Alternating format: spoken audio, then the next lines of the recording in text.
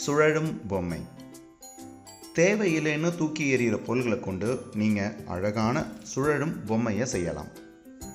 இதற்கு தேவையானது பிளாஸ்டிக் பாட்டிலில் செஞ்ச விசிறி, கெட்டி அட்டையில் செஞ்ச பொம்மை, பசை, சதுர கெட்டி காடுத்தாள், சின்ன மரக்குச்சி, ஸ்ட்ரா, வட்ட வடிவ கெட்டித்தாள், பாட்டில் மூடி, ரப்பர் பேண்ட் மற்றும் ஒரு கார்ட்போர்டு அட்டை. முதல்ல 2 வட்ட வடிவ கெட்டித்தாளை எடுத்து அதில் பசையை தடவணும்.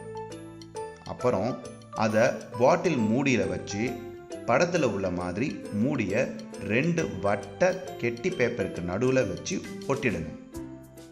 இதே மாதிரி இன்னொன்று செஞ்சால் நமக்கு 2 சக்கரம் போன்ற அமைப்பு கிடைச்சிடும். அடுத்து பேப்பர் பொம்மையில் இந்த மாதிரி குச்சியை ஒட்டிக்கணும். இப்போ நம்ம தயாரித்து வச்ச பாட்டில் விசிறியை எடுத்துக்கணும்.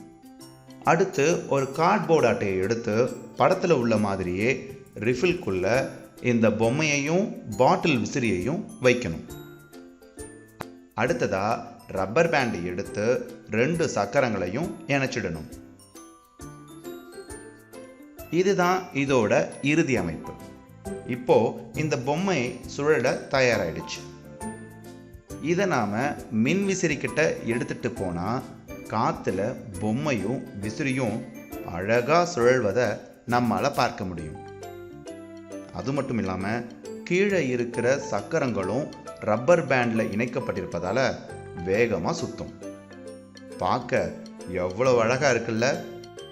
இந்த விசிறிய வேகமா ஊதினாலும் இந்த அமைப்பானது நல்லா சுழலும். முயற்சி பண்ணி பாருங்க. கான்செப்ட்: மேலே இருக்கும் மின் விசிறியிலிருந்து வரும் காற்றின் இயக்கத்தினால் பிளாஸ்டிக் விசிறியின் பிளேடுகளுக்கு இடையே ஒரு அழுத்த வேறுபாடு உருவாகிறது. இது அமைப்பை சுழல வைக்கிறது.